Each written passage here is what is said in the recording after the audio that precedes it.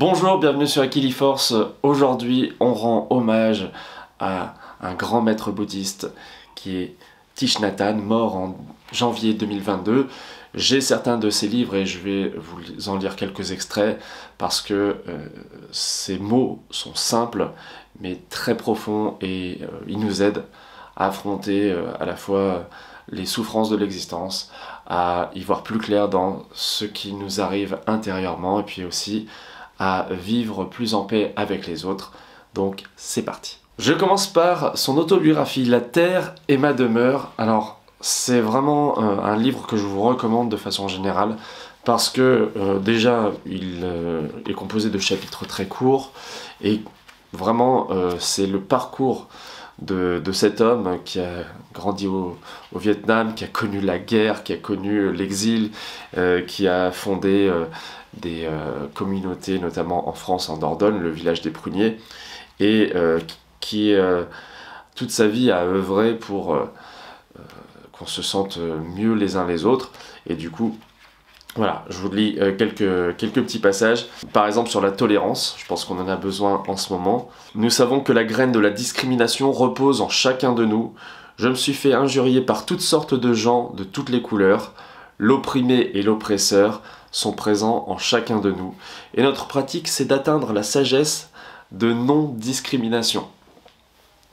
Je regardais par exemple un débat politique il y a très peu qui était totalement dans un schéma inverse et on sentait à quel point ça tournait au dialogue de sourds très rapidement. Ce que j'aime bien, c'est qu'il dit que nous avons à la fois les graines de discrimination et de non-discrimination en nous, c'est à nous d'arroser les bonnes en fait. Un peu plus tard, il parle des anciens combattants du Vietnam qu'il a eu l'occasion d'accueillir dans une forme de retraite spirituelle et il a été à l'écoute, il a créé un moment où il se sent senti en sécurité. La conclusion c'est: l'expérience des vétérans fait d'eux la flamme du haut de la bougie, illuminant les racines de la guerre et le chemin qui mène à la paix. Nous pouvons apprendre beaucoup de leurs souffrances. Rien n'existe par soi-même. Nous sommes interdépendants. Nous ne pouvons pas découper la réalité en morceaux. Mon bonheur est votre bonheur. Ma souffrance est votre souffrance. Nous guérissons et nous nous transformons ensemble. Chaque camp est notre camp. Il n'y a pas de mal absolu, pas d'ennemi. Thich Nhat Hanh s'est aussi penché sur notre monde qui a tendance à être qualifié de société de consommation. Et voici ce qu'il dit: les objets de notre désir changent constamment et nos désirs pour les objets que nous consommons changent aussi d'un moment à l'autre. Nous sommes toujours en train de courir après quelque chose de nouveau. Si dans un premier temps nous sommes fiers de ce que nous avons acheté, nous le considérons rapidement comme quelque chose d'acquis. Cela nous ennuie, nous le jetons et nous achetons quelque chose d'autre.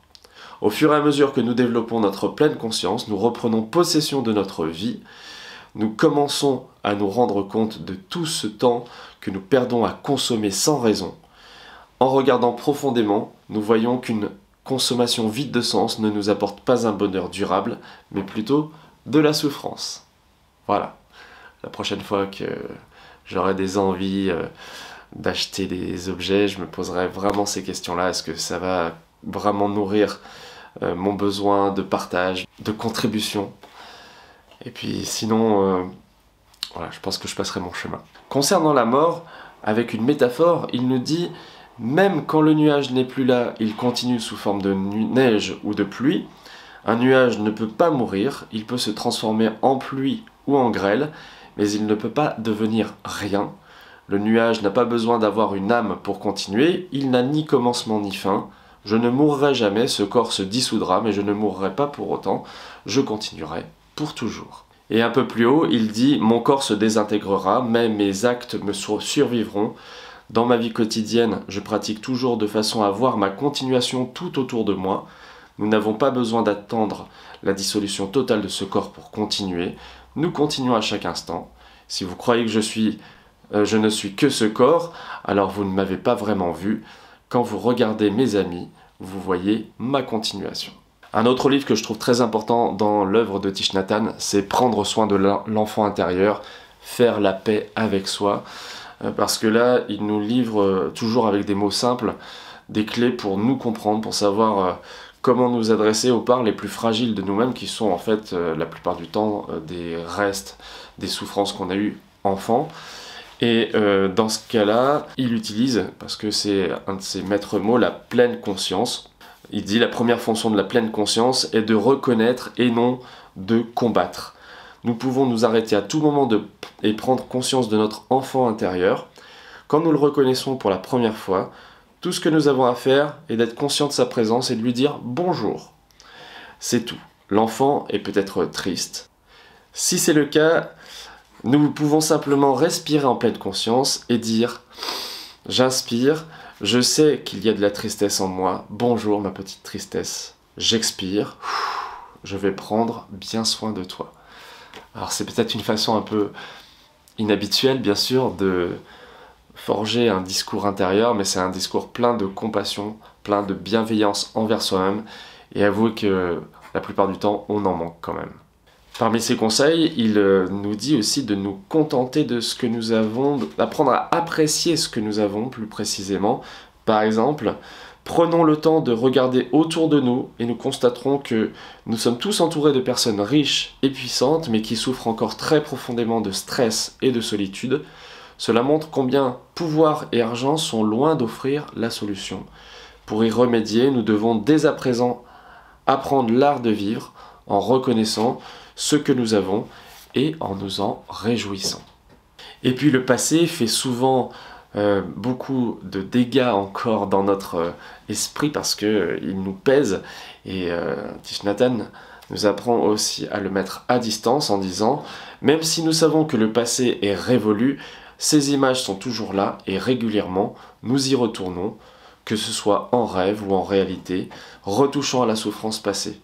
Nous avons tous tendance à nous emprisonner dans le passé. Nous savons qu'il n'est plus là, que nos souvenirs ne sont qu'un film, des images appartenant au passé, et pourtant le film est toujours projeté. Et à chaque séance, nous souffrons à nouveau. » Donc, il fait le parallèle entre cette vision qu'on a du passé et le cinéma, et il nous invite à prendre conscience que, en fait, l'histoire ne se déroule pas maintenant, ce n'est qu'un film. À présent, approchons-nous de l'écran, touchons-le, que constatons-nous? Il n'y a personne ici, il n'y a que la lumière projetée sur l'écran. Nous ne pouvons pas parler aux personnes qui sont sur l'écran, nous ne pouvons pas les inviter à déguster un thé avec nous. Tout cela n'est que fiction, irréelle.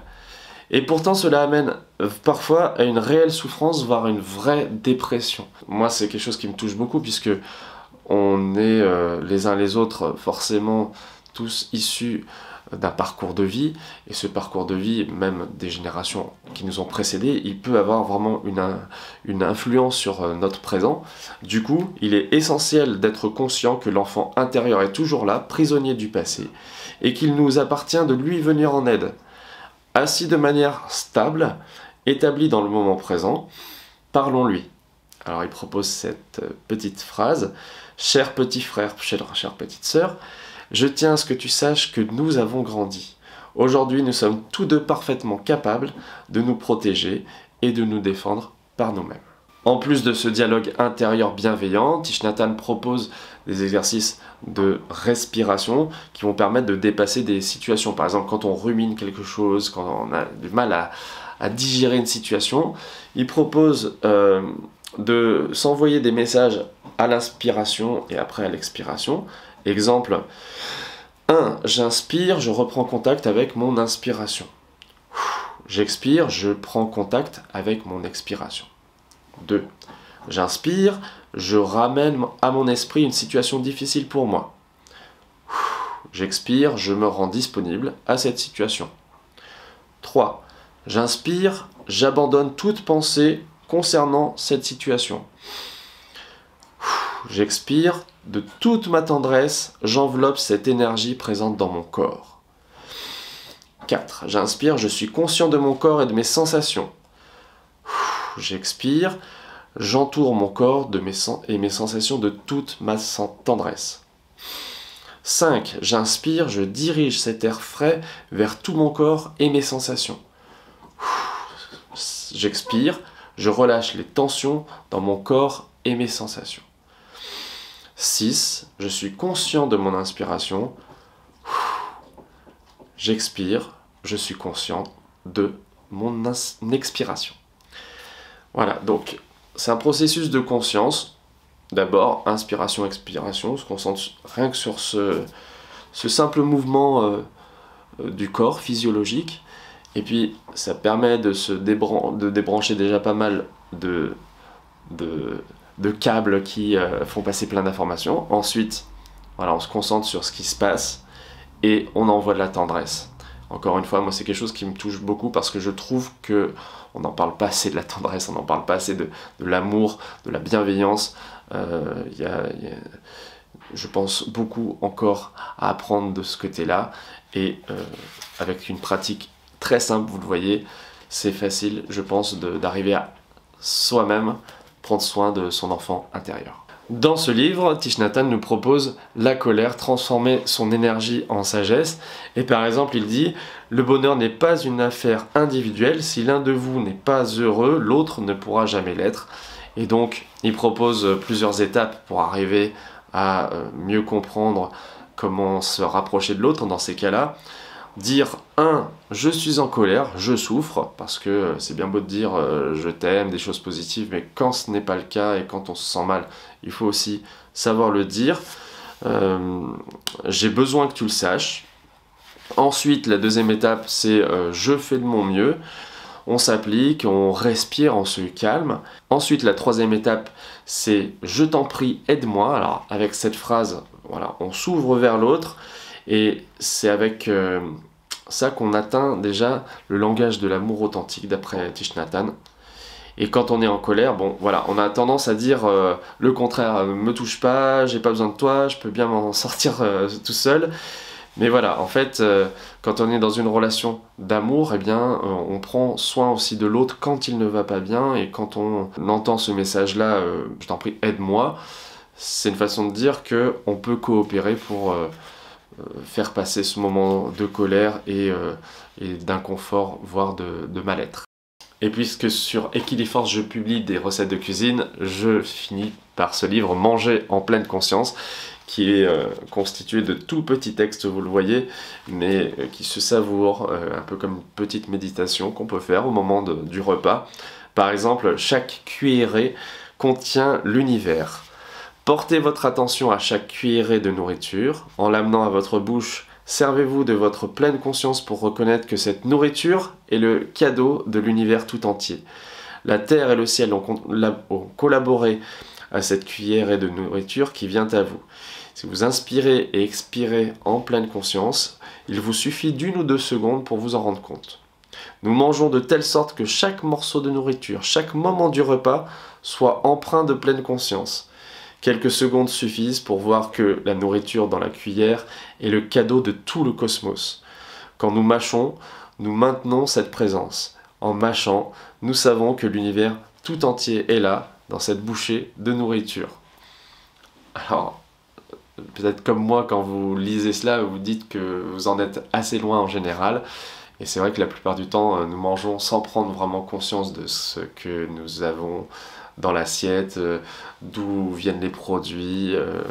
Voilà, nous pensons à beaucoup d'autres choses. Hein. C'est un petit peu, je dirais, un des travers de notre société actuelle, hein, d'être sans arrêt appelé par toutes sortes de pensées.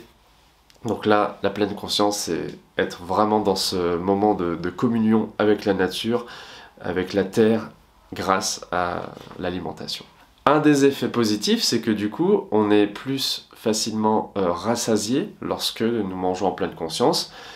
Nous n'avons pas besoin de manger beaucoup pour nous sentir nourris. Quand nous sommes pleinement vivants et présents à chaque bouchée, nous mangeons de telle sorte que chaque morceau de nourriture nous remplisse de paix et de bonheur. Si nous sommes pleins de cette joie, nous constatons que nous nous satisfaisons de moins tout naturellement.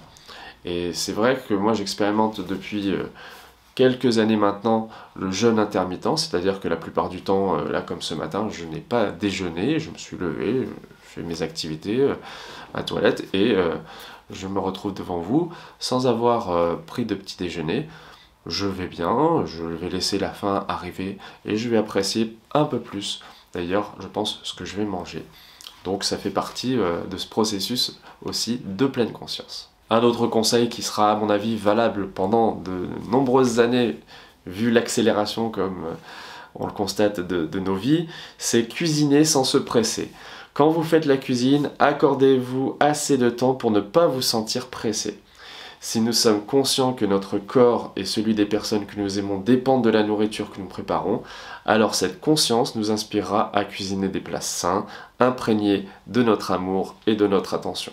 Alors il y a une page aussi sur le régime végétarien et il nous dit l'Organisation des Nations Unies pour l'alimentation et l'agriculture, la FAO, propose de réduire l'industrie de la viande d'au moins 50% afin de sauver notre planète. Le simple fait de devenir végétarien peut donc avoir des répercussions sur la santé de la Terre. Si vous n'êtes pas capable d'arrêter complètement de manger de la viande, vous pouvez quand même décider de faire un effort en diminuant votre consommation. En supprimant la viande de votre régime alimentaire, ne serait-ce que 5 ou 10 jours par mois, vous apportez déjà votre contribution. Essayez de réduire votre consommation d'au moins 50%, vous commencerez ainsi à nourrir votre compassion. En sachant que votre mode de vie contribue à l'avenir de la planète, vous ressentirez de la joie. Et je me retrouve dans ce qu'il dit, l'idée de diminuer, alors il dit 50%, mais ça peut être moins, diminuer un petit peu l'apport de viande dans l'alimentation, c'est aussi un moyen de prendre conscience que l'alimentation, elle a un impact aussi sur la planète, que nos plaisirs gustatifs, même si nous avons baigné pendant quelques dizaines d'années dans une sorte d'abondance de produits d'origine animale, eh bien, c'est aussi une façon de prendre soin de la planète et de soi, parce qu'il y a quand même aussi beaucoup de maladies cardiovasculaires, des cancers qui sont liés directement à la consommation de viande. Et donc, c'est pour ça aussi que sur Equiliforce, je propose depuis 2018 des recettes végétariennes, c'est-à-dire que je me concentre sur les produits à base de légumes, les alternatives même véganes maintenant que je teste de plus en plus. Ça ne fait pas de moi un vegan ni un végétarien borné pur et dur parce que, comme il le dit, je trouve que d'être sur un chemin de compassion, de modération, c'est déjà très important. En tout cas, je voulais remercier Thich Nhat Hanh pour tous ces messages-là, plus évidemment tous ceux que je n'ai pas lus. Vous pouvez me dire en commentaire ce que vous avez apprécié ou pas, c'est un espace de discussion respectueuse que j'aime beaucoup avoir sur YouTube. Donc je vous dis à très bientôt sur Equiliforce.